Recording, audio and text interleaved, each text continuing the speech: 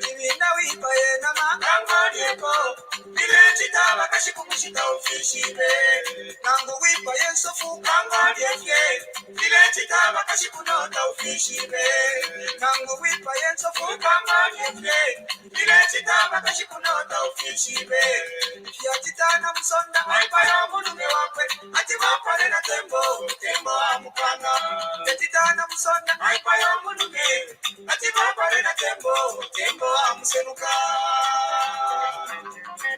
walia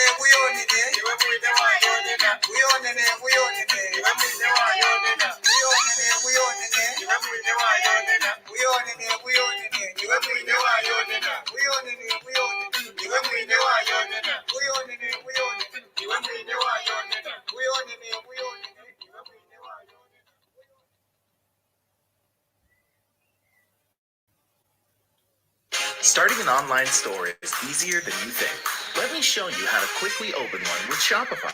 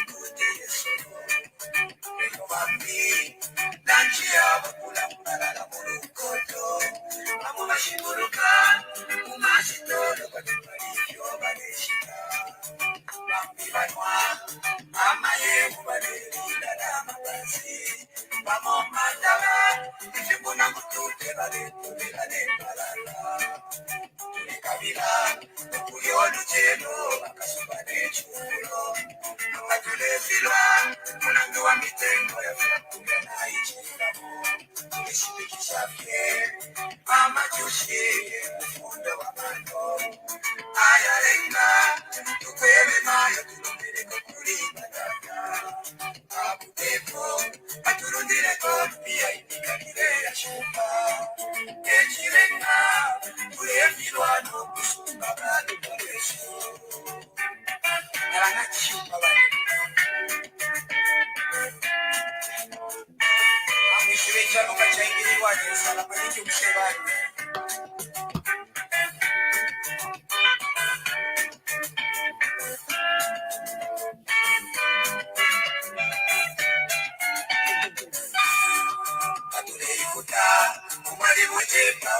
Mutengo wa bunga na unina kukutila majipejo na bandita mabunga ishibikishafye amajushire mufundo wa mano ayarenga tukwele mayo kulima dada ababuteko baturundire tolu pia itikakire ya sheka ekirenga turembirwa n'okusumba bali kwabesu Alamayo kande inabatata Mabuteko atuberereko nise Kalunde pipi Batushireko Nakurebarana Mukufana ukunwano kupepa Emunando pichikunukula wino Antisada Mayatira moila leto musibanya Alamayo kande inabatata Mabuteko atuberereko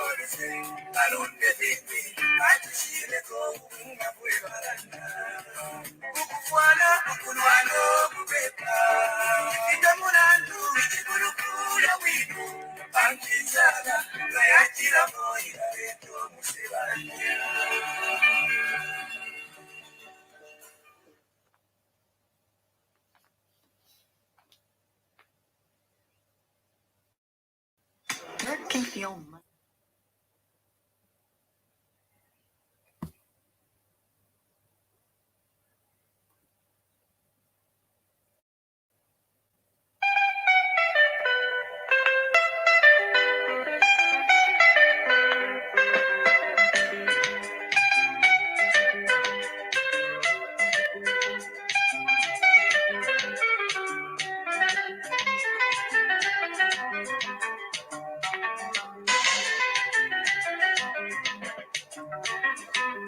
Nalino munandi twaleangana nakwe Nalino munandi twaleangana nakwe Umunandi ukulala twalela na bose Umunandi ukulala twalela na bose Umunandi nokuja twaleya ke bose Umunandi nokuja twaleya ke bose Bebe kia mupapa bale Nasame umunandi Bebe kia mupapa Nasame umunandi Ishida mule wofwa bushi kupakati Ishida mule wofwa bushi kupakati Umonana limwene lelonjo sumine Umonana limwene nomanjo sumine Nafikile mupepi na ipushio munandi Nafika mupepi na ipushio munandi Ishule kuwa ya mune Lepo ya munino Kusonde kamoka Ishule kuwa ya Lepo ya munino Kusonde kamoka Naebeli abakazi mukazi wanje muka Naebeli abakazi na mwanza muka Bele kwa mamulilo uleke baleya Bela kwa mamulilo uleke baleya Abakazi mwazuka Manjebele chibe pachimo Shaka baleya Abakazi mwazuka nabo Manjebele chibe Shaka baleya Mwangala bushe kwa pamento Mwangala bushe kwa pamento Abuwa bale mulungi muliro bakongere.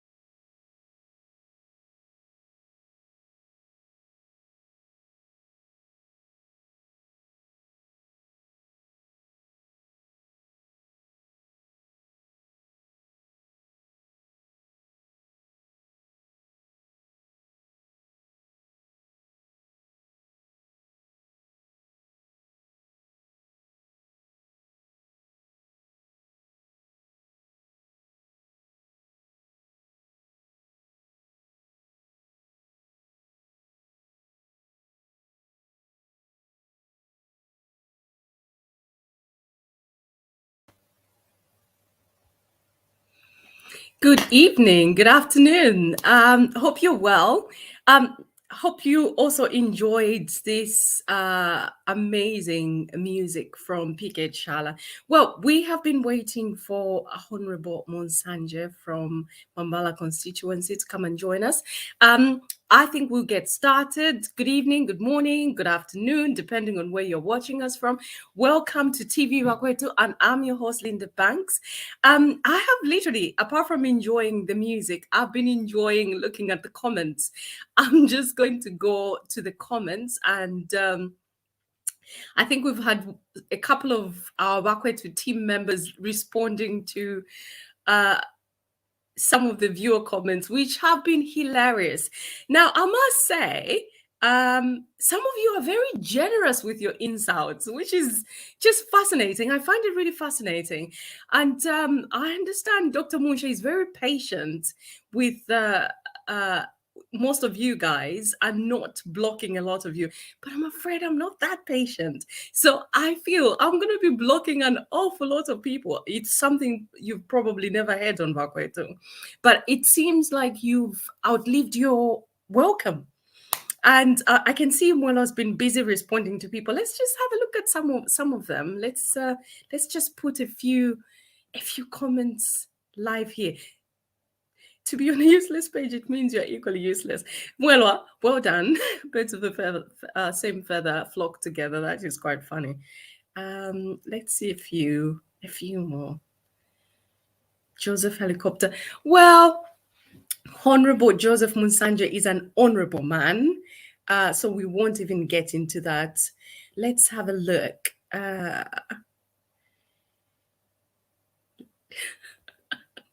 I could not help but laugh at quite a lot of comments, but I'm afraid some of you might be seeing Vakwetu for the very last time because I've got the controls. Dr. Munsha is not here right now. And by the time he comes back, you'll find a few of you have disappeared. Anyway, welcome to TV Vakwetu. I'm your host, Linda Banks. And as we wait for Honorable Munsanje, if he joins us, if he manages to join us, I know he's had an event in his constituency, and I was hoping he would tell us a little bit about that.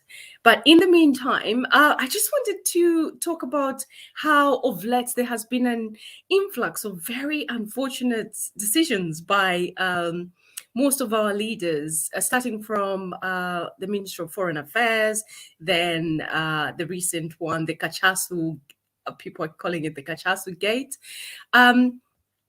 Having said that, wasn't it wonderful to actually see that when our leaders make wrong decisions, they're actually able to apologize. I thought that was quite refreshing.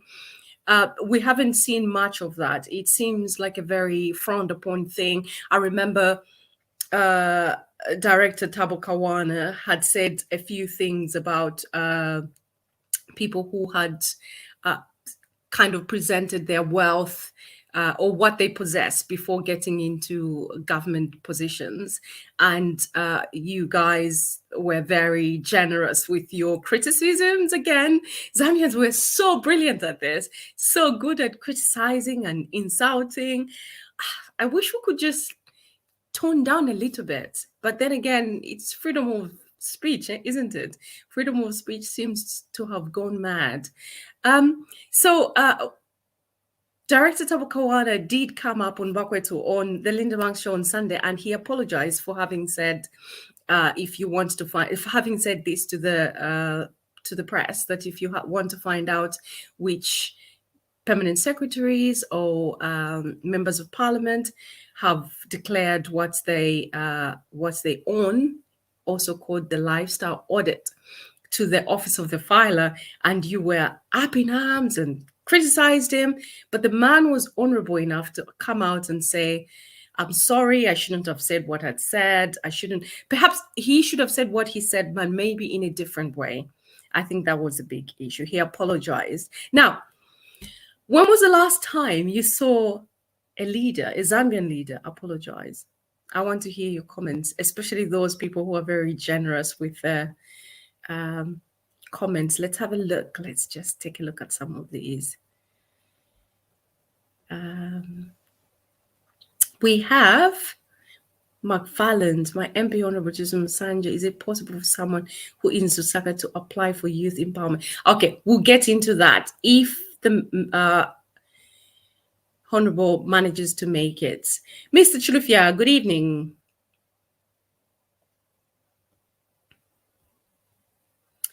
Mr. Chilufya, you there? Oh, fake pastors spreading rumors. You guys are very random. I don't know what you're actually talking about. So I wanted us to talk about what has been happening in the press in regards to Honorable Gary Nkombo, what you've thought about what he did or said, and what happened afterwards.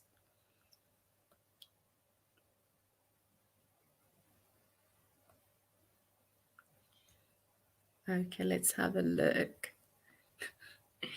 Mwelwa is literally Are you asking me a question? Yes, I am. Welcome to the program, Mr. Chilufya.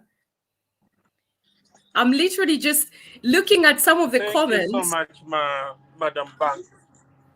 Yes. So I was just talking about the incident with Honorable Nkombo, what people are calling the Kachasu gates. What do you remember about Kachasu? I think you guys talked about it briefly yesterday on last night's program. Okay, just hold on. Give me a second. Be ready, Mr. Chilufya, when you come on air. Yeah. Can I talk now? Yes, of course. Can I talk now? Yes, of course you can. Yeah. So So what happened? What happened yesterday was unfortunate, but the good thing you said, he apologized, but it can happen to anybody. You know, we are all humans. We can err, but what was doing was not bad, but the way he did it, it was wrong. You know, Yeah. imagine if he found people who were selling marijuana. So which means he would have asked the mother and the children to smoke marijuana. So I think that what he should have done is to tell the people what you're doing is not good, and as a government, we need to find another business for you guys to do. Maybe we'll support you through the CDF. This business is illicit, and until it's regulated, you cannot be doing this business. And also educate them the consequences of people drinking cachasu, because cachasu, the quality control is not good. There's no quality control. It's not regulated, and as a result, people just drink it without knowing what they are drinking, and then the consequences are there. Kidney problems and other things. So I think, Mr. Nkombo did a good thing. He apologized. But Belinda, you said how many ministers in the PF would apologize, and so let's move on. That's in the past. Thank you so much. Thank you very much. That's a very important point you raised there. We had the honeybee scandal, we had the fire tenders, we had so many things that had transpired, and leaders were very pompous. But also, I remember several shows back, I mentioned that this is a brand new breed of Zambian voters, a completely different electorates that we seem to have on our hands right now. So if you mess up one too many times, they'll just Did you get me, Belinda? Yes, I did. Thank you very much. I did. So it's very important, actually, that our leaders have got this dose of humility that Honorable Nkombo possessed and portrayed even. So that was really good. Mwelwa, welcome to the program. And I've been seeing you in the comments, literally fighting back. Dr. Munsanje is not here. I was just saying, I don't seem to possess the grace that the doc possesses. So I've been blocking left, right, and center. What's been going on? It's wild. What's going on in Zambia? I don't know if it's the weather. I know the temperatures have dipped, so maybe it's to do with the weather. Or there's a full moon. Maybe there's a full moon and people are triggered. People are triggered. What's been going on? I noticed like the first comment was somebody saying this is a useless page. So I'm wondering, well, if it's a useless page, what are you doing on a useless page? Birds of the feather, we're one and the same then, isn't it? That is hilarious. Frankie, welcome to the program. Mr. Saliki, are you there? I think Frank has just disappeared for a minute. We have I'm here. Are you there? Frankie, you all right? Hi. Hello. Hang on, I'm in trouble here. Welcome. Thank you very much. How are you? I'm great, thank you. Well, lunch break, we've been talking like 2 hours, so you can't say how are you. Pretend like it's the first time we're saying hello. I've never spoken to you before. I don't know what you're talking about. Yeah, of course. Yeah, I think it's quite interesting. When I saw the video, I have to say I could not believe my eyes. And I think it's this thing there. Is apologize is really nice, and I think it's a thing that we have to address. It's a thing that we treat the poor, the way people are, the way they're treated. I think it was one roof or another, because the people that were stolen so much money are not being treated that way, and another who is just feeding his family was then mad to drink. Even let's give you drink all of this for what you did. And I think there's certain things in work, in what we do, some of this, you kind of do it and you think, oh, that was not a great thing to do. I could have handled it better.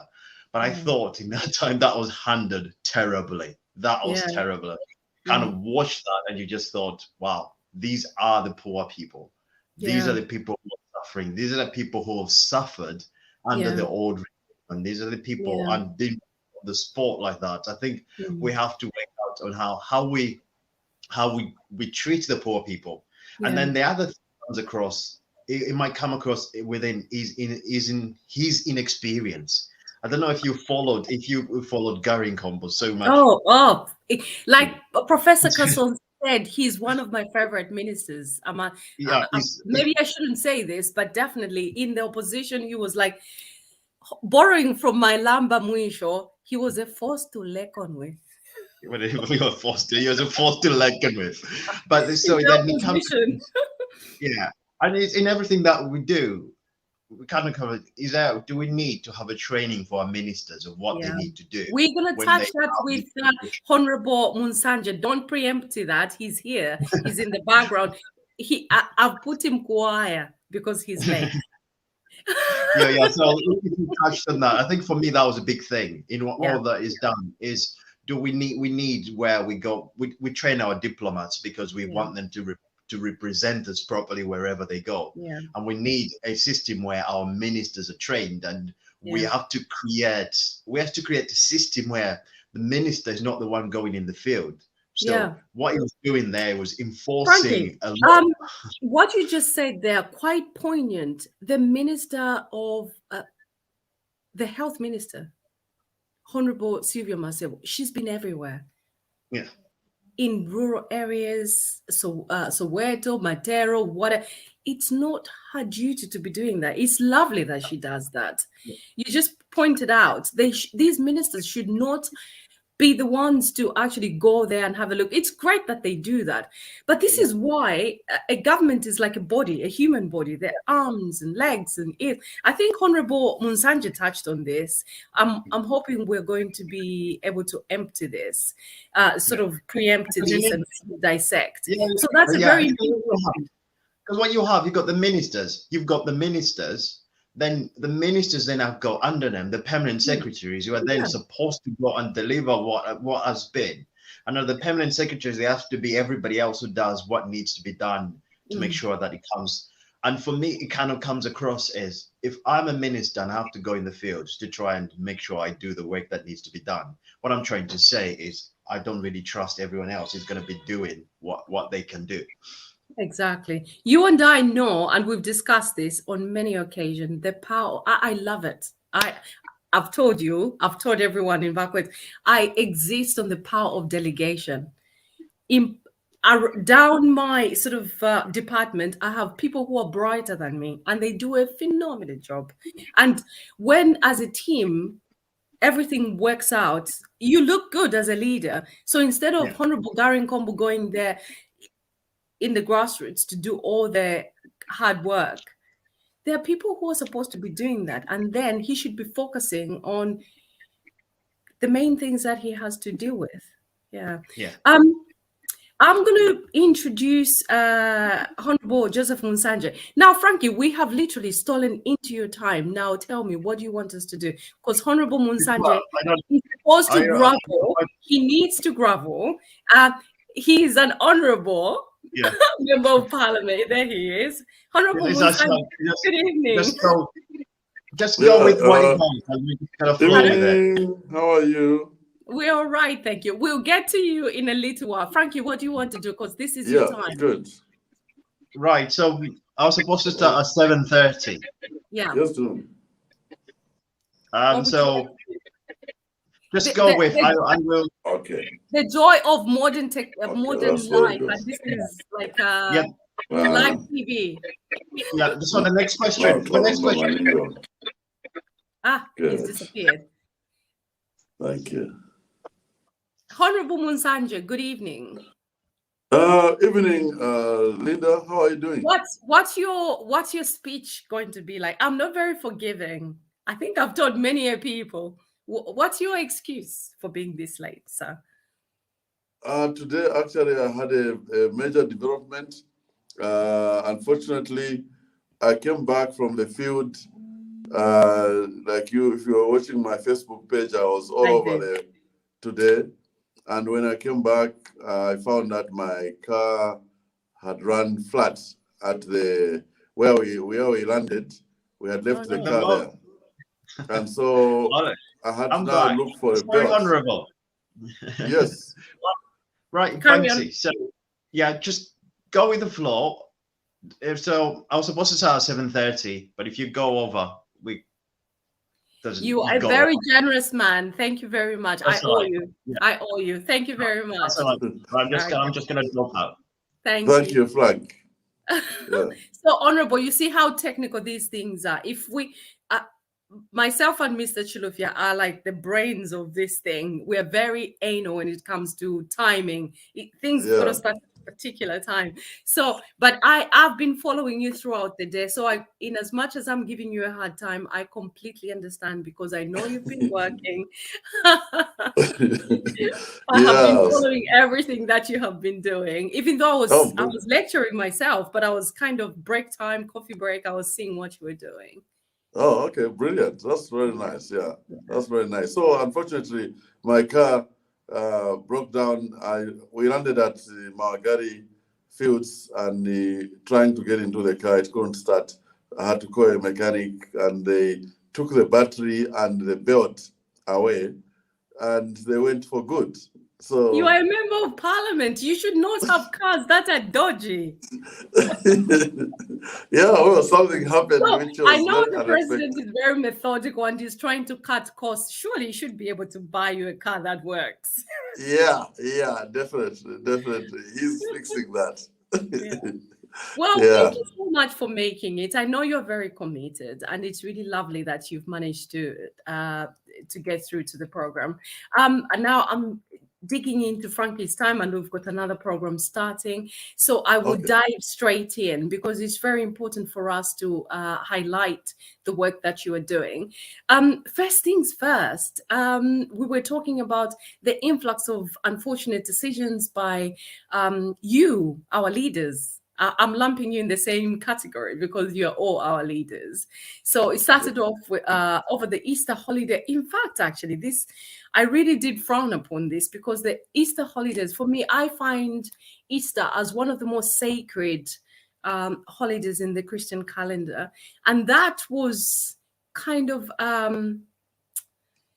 it was sort of trifled with by this incident that occurred with the minister, the foreign affairs minister, and it literally just kind of disturbed, I think is the word I'm looking for, disturbed the whole Easter holiday. It's supposed to be sacred, reflective, and prayerful, and there was all these unfortunate things going on.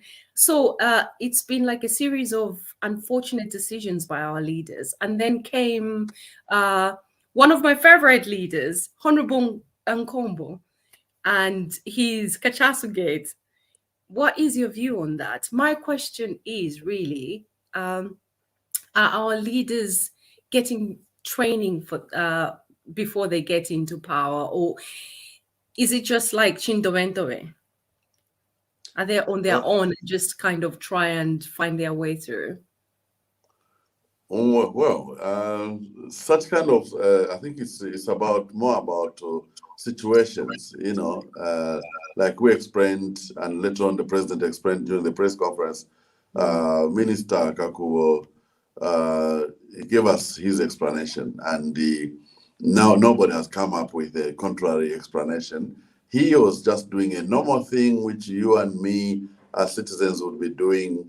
You're going about your business over a weekend, trying to buy some cement or a premix or whatever. And we all do these things. We go to the shops and the like, and if somebody mistakenly finds you at the shop, should really become an offense. It should not become an offense. So like we explained, and the president later on explained, the minister explained that, well, I was just buying my cement, and they saw me, they recognized me, they gave me a gift bag where there was a pen, a diary, and that's it, So there was, I think, we cannot term it as unfortunate decision because unless we say that ministers should not be going to any shops to buy anything, they should literally stay home, and the office and everything should be done for them. But, they're citizens. I've been in other countries where I've seen the prime minister queuing up to watch a movie, and that should be the life we should allow people to also enjoy their time as citizens. But there was the Chinese ambassador in the middle. It was like a car park. Yes, I referred to it as a series of unfortunate decisions, but do you think he should have gone alone? Perhaps you should have taken someone. Yes, he's entitled to live his life and, go about his business. Yeah. But is there a code of conduct protocol that they have to follow? Because you guys, with all due respect, and I know our African culture, elderly people, older people, you don't refer to them as guys, but you, our leaders, you've been thrust into a completely different scenario. You're not normal human beings. You're our leaders. You're expected to adhere to a certain code of conduct. Yeah, in terms of, I mean, the orientation, probably maybe some of the orientation did happen for both cabinet and ministers and permanent secretaries. They had an orientation. So if they need to move with somebody for such kind of things, maybe it was covered or maybe it was not covered. But I do remember that there was an orientation at Morogosh for cabinet ministers and permanent secretaries. So that's something which already happened. And I think, like all of us, we are learning, all of us, even us non-cabinet members, are learning that, you don't need to be found with the ambassador near you or whatever, that kind of thing. So we're learning.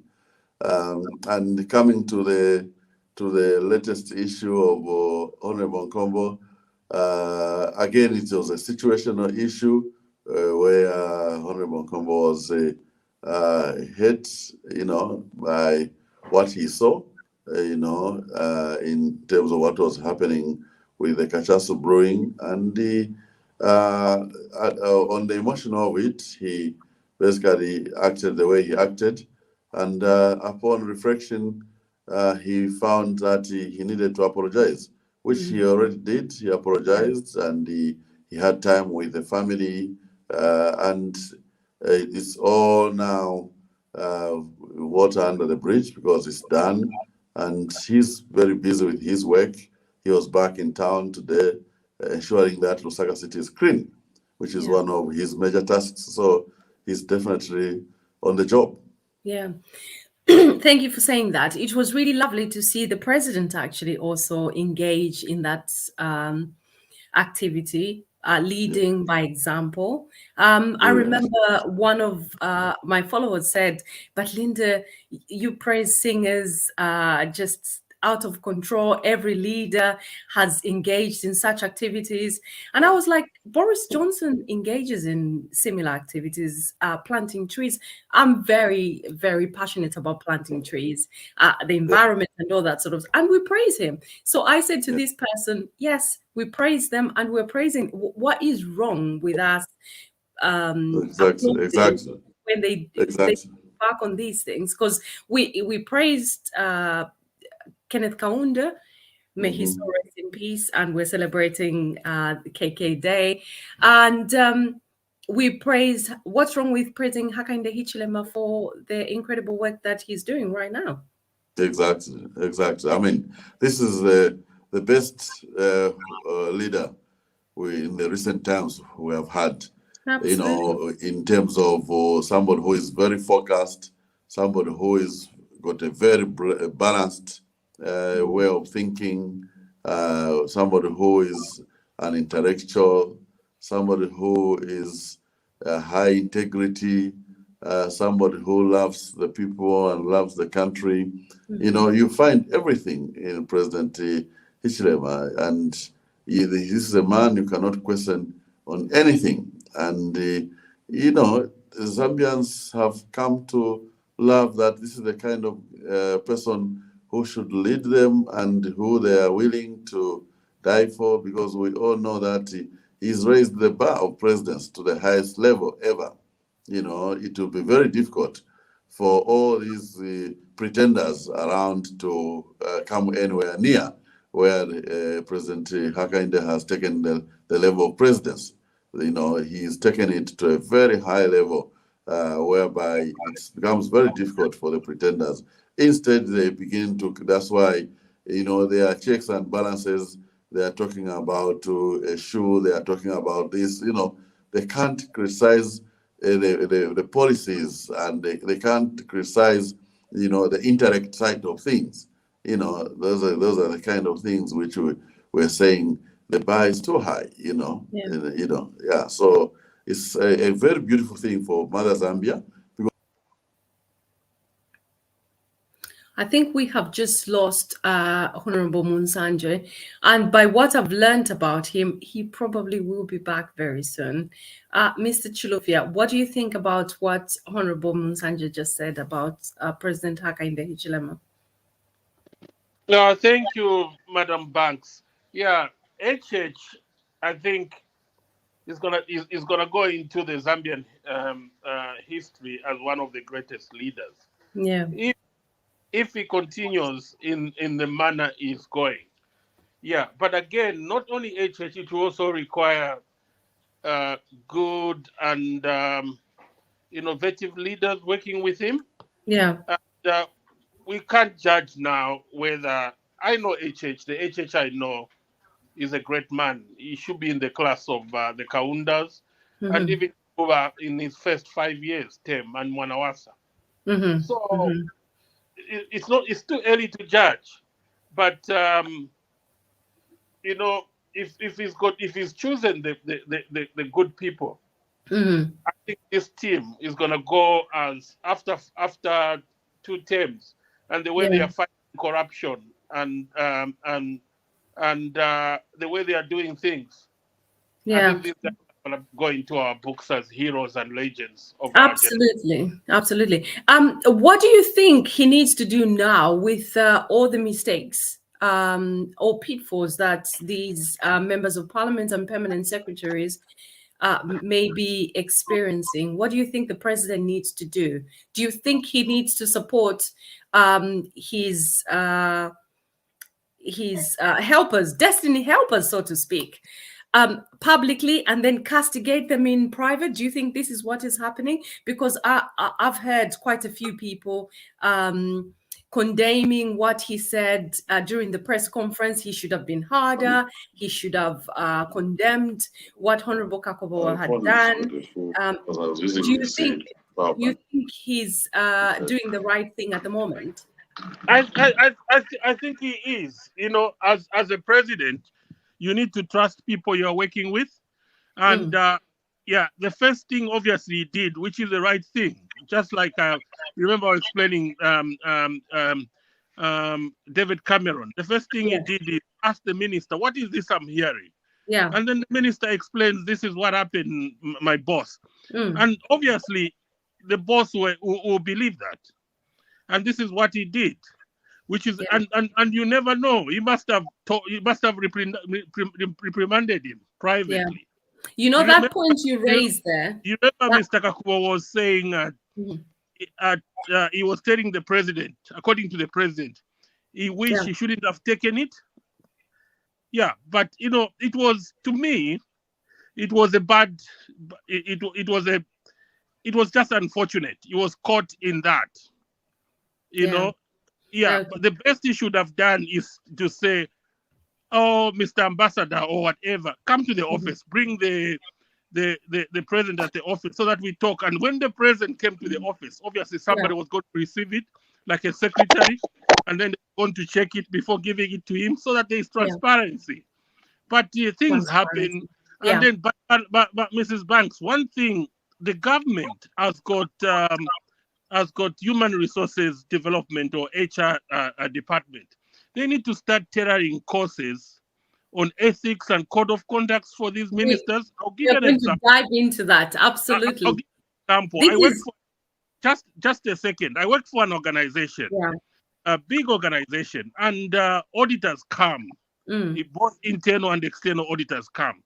So what they do is auditors pick up certain things relating to breakdown in controls or ethical issues. So what happens is that, and all those issues, there are trainings that we do all the time. And then, so what happens if there's a complaint on ethical conduct or something? You know what happens?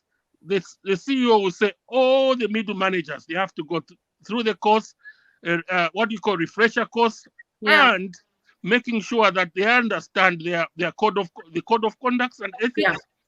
So, and this is what the government has to do with the Kakua incident and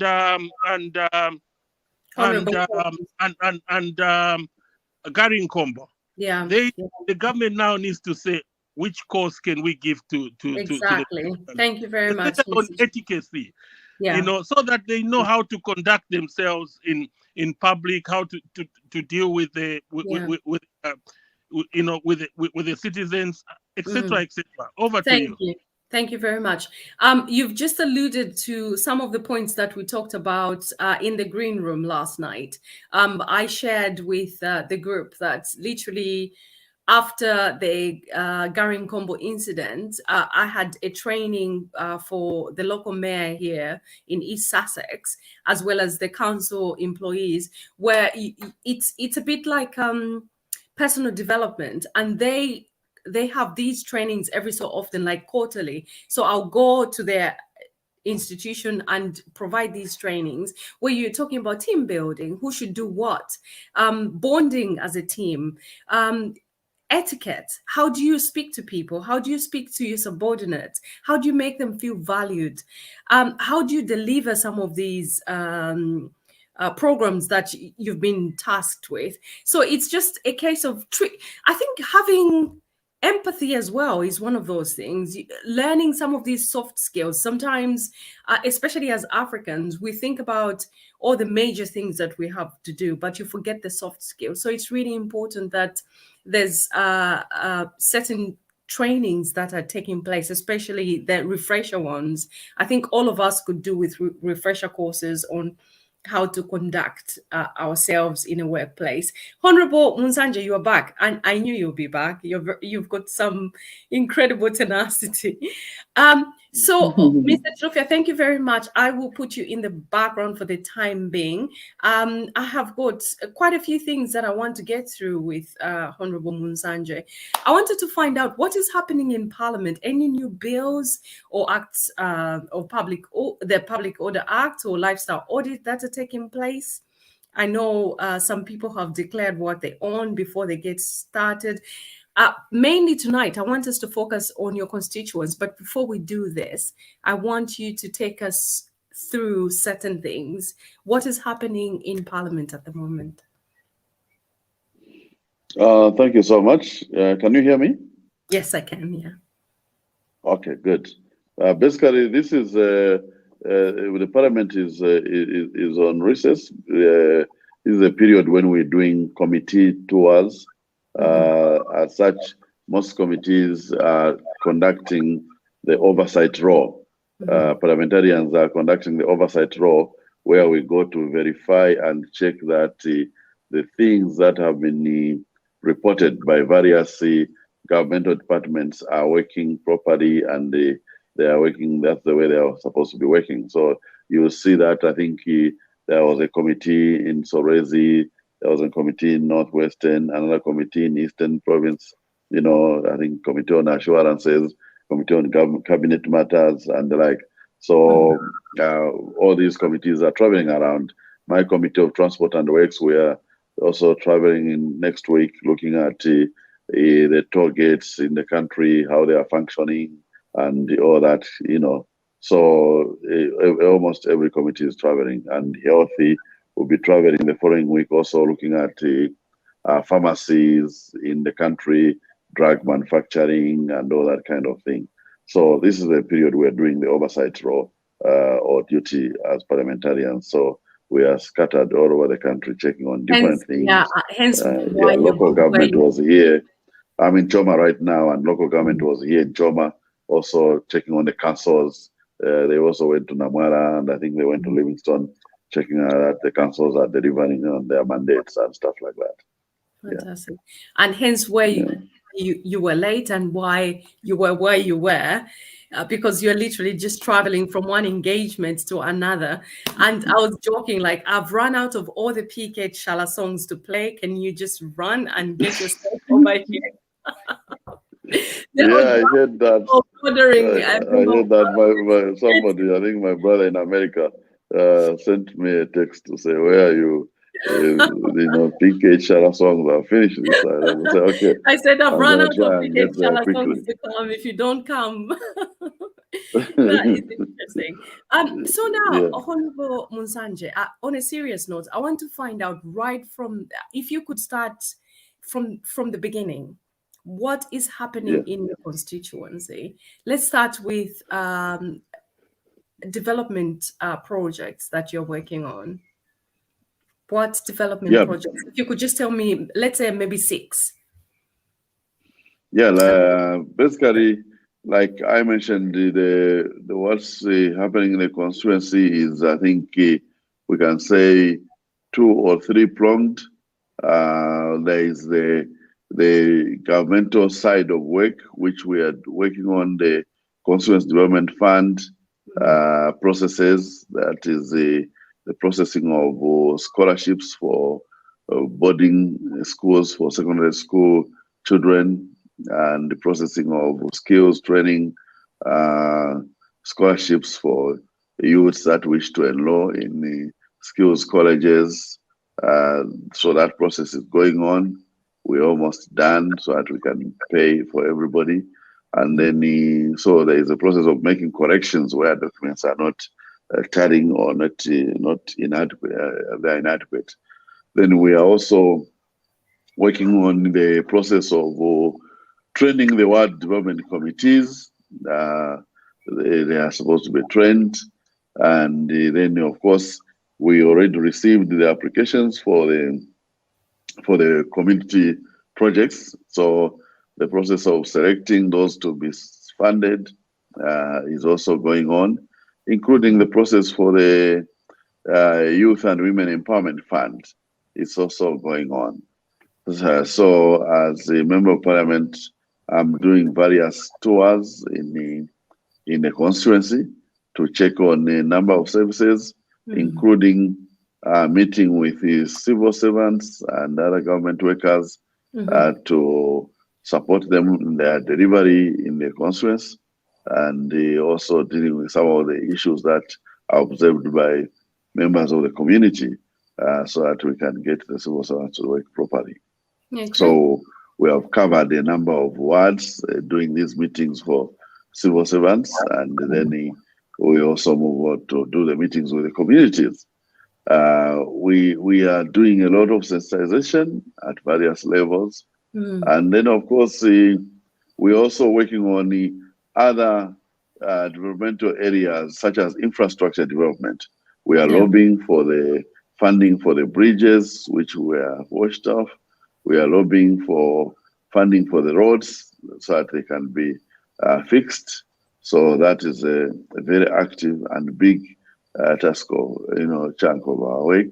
And we also... Why are you lobbying when you've got the CDF funds?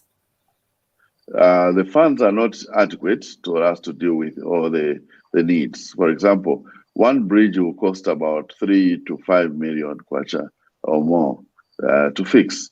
And CDF project funds is only 15 million kwacha. That is interesting. That is interesting. You could only fix maybe... you could only fix maybe 3 bridges, and that's it. And we've got 12 bridges to fix. So it's inadequate. And there are so many other needs other than just the bridges. We've got desks to ensure that every child is seated on a desk. We have to put desks. We have to put water in every village. We've got to deal with the roads. We've got to deal with deep tanks to fight animal diseases. So the needs are so many. That's why I'm very excited with the work we've been doing in the last 2 days with my hometown organization, which is supported by Mr. James Ndambo, a Zambian of Mbabala origin in Mbabala ward, who has helped us. Yesterday, we donated the 12 prefabricated houses to the flood victims, the people who lost their homes during the flooding that happened in December. These homes where I'm sure you saw us cutting the ribbon, giving those and having players in Mbabala. That's wonderful. That's kind of corporate social responsibility that we want to see, that changes people's lives and impacts heavily on people's lives. And then today, we basically handed over 3 or 4 water pumps, which were handed over, hammer mills and the like, again, supported by my hometown. Again, these are life-changing actions because the water points change people's lives, as well as the hammer mills. And these communities were also supported with a seed, some cattle for plowing, oxen, that is, a plow, a disky, and a harrow, and the like. So they were fully empowered to become economically viable. So what we are also training our people, or telling our people, is to connect all these things together, because if we use the resources from the hammer mill well, we can actually do other things, such as build a nice, harvest the other water for the animals, build a trough for the animals to be also having water for drinking. And we can also have gardens by all the families, and everybody will have good vegetables, and the nutrition will improve. So it's those kinds of connections which we're asking people to see, that there is an opportunity when something happens like this. So that is also, that kind of non-governmental work is going on, which is complementing government efforts and ensuring that our country is moving forward. Indeed. So, thank you very much. Yeah, thank you very much. I think it's really important to note, based on what you've just said, that it's not just the CDF that is going to help bring development in all these areas in Zambia. Private companies, people in diaspora, especially considering people who come from that area. I have a soft spot for the Copper Belt and Lusaka, a particular area in Lusaka. There are so many people who are dotted across the world, across the globe, who are able to help perhaps put people together and galvanize these resources to help or supplement what the government has provided. It's not just the government that is going to bring development to these areas. Now, I actually wanted to find out, let's tackle development work. Why is it important to spend more time on planning before the CDF projects are embarked on? I know you have money that has been given to you, as you mentioned, but I know it's important to have well-trained and skilled people on your team who can be involved in planning and implementing, as well as monitoring. So what sort of things are you doing to ensure that these people are trained? Yeah, I think like the adage goes that... Are they going through as well? Yeah. Like the adage says that if you don't plan, any Lord will lead you anywhere. So what we've been doing is to basically plan how these resources can have the highest return, or in terms of human development return or impact based on human development. And human development indicators are basically straightforward indicators: quality health for everybody, quality education, water and sanitation, and now with other things like gender relations and stuff like that. So we're looking at projects that are going to basically impact on human development. And we have to train the ward development committees and other constituency development committees. They have to be trained to be able to understand that certain things which are done for the good. These are the things which are done for the good of the community, because sometimes they may not be understood, or the community may not understand. For example, I was attending a child budgeting and review of CDF supported by Save the Children just last week. And things that come up, for example, if a community puts a play pack, a group puts a play pack for children, this is a human development matter for children, but it may not be a human development matter for adults. So if adults are not trained, they will just grab through it and throw it away and say, no, this is not necessary. We've got bigger things that are more important for us to deal with. And yet, this builds the character of the children in that community and helps them to grow up as good citizens and the like. So that's why we need these trainings that are going to change the life of everybody by virtue of doing projects that are life-changing to all. Yeah. Yeah. What criteria have you used to select these people who are helping you undertake this project? And do you advertise the positions, particular positions? No. And where do you advertise them? Because people don't know where these things are advertised. I seem to have a similar problem, like diaspora say, oh, you guys, where are these jobs advertised? And I'm like, I don't know. So if people want to help in the implementation of the CDF, where are you advertising them? If you're advertising them. Are you advertising them? If so, where? Yes, there's two forms in terms of CDF. There are projects that are self-managed or by the councils. Those ones don't get advertised. The council goes on to implement. And then there are those where we advertise for as bids, soliciting for bids. And this is where the private sector comes in now to deliver. But it's a legal requirement that you should advertise these things so that people know. Otherwise, how do they know that these opportunities are available? It is law to advertise. You know, there are thresholds. There are thresholds. Once you hit a certain threshold, I think there are things which you can spend, for example, maybe under 50,000 kwacha. But anything above that, then you know. But I'm not meaning this is the threshold. The threshold could even be 10,000, 5,000 or something. I can't remember what is the threshold for CDF. So there's a threshold. Anything above that has to be advertised. And there is even a higher threshold where you have to do international tender, where even the international bidders are allowed to bid. So everything gets advertised. Now, even the projects that happened. I did not realize that international bidders are allowed to bid.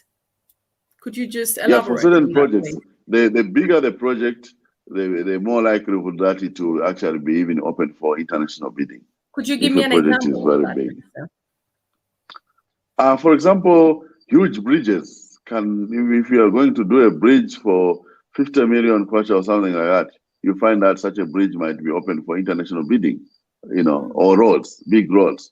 Hence, we've got all these China, Henan, China, Guang, China, whatever, doing the roads. It's because these roads are actually big contracts and they are open for international bidding. Yeah, in line with the. You should say that because a couple of weeks ago, I was invited to host a launch for a diaspora's a cooperative, like a worldwide cooperative for all diasporans, and they have put monies together. So why would you be looking for China, for instance, when there are Zambians in diaspora who've put money together and it's a colossal amount of money? Why wouldn't they be bidding for that? Well, if they bid, definitely they will stand a better chance because they can put certain information which may not be put by foreigners, and they can. The president has talked about localization of bids and the like to favor the locals. So we basically, first of all, when we advertise, we're going to look for bidders from the wards, you know, in my constituency, first of all. And if there are no bidders from my wards, we look at the entire constituency. From there, we look at the district. From the district, we look at the neighboring districts.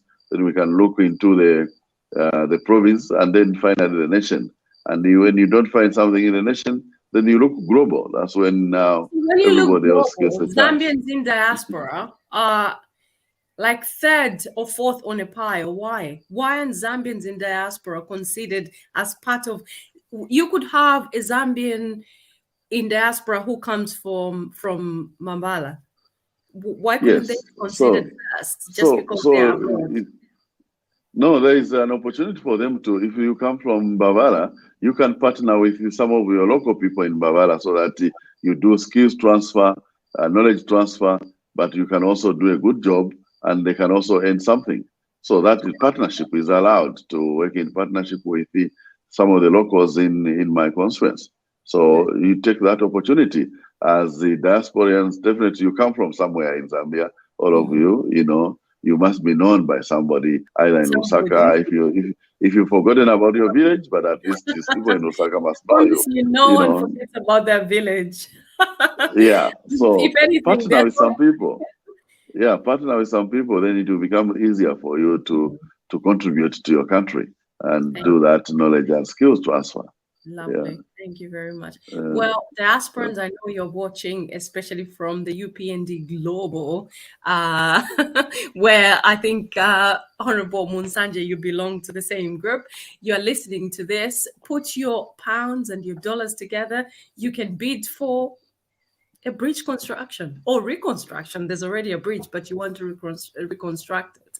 Thank you very much, Honorable Munsanje. I know it's been a short chat because we're late. I don't want to steal too much into other people's time. I'm sure we'll be meeting soon. When I come to Zambia, I literally would love to tour Southern Province. I feel embarrassed that I've never actually stepped foot in Southern Province. Would be quite a privilege to see the work that you're doing. And I'm sure we'll see you soon. Well, this has been Linda Banks on TV Bakwetu, and thank you so much for joining us. God bless you, and God bless our country. Good night.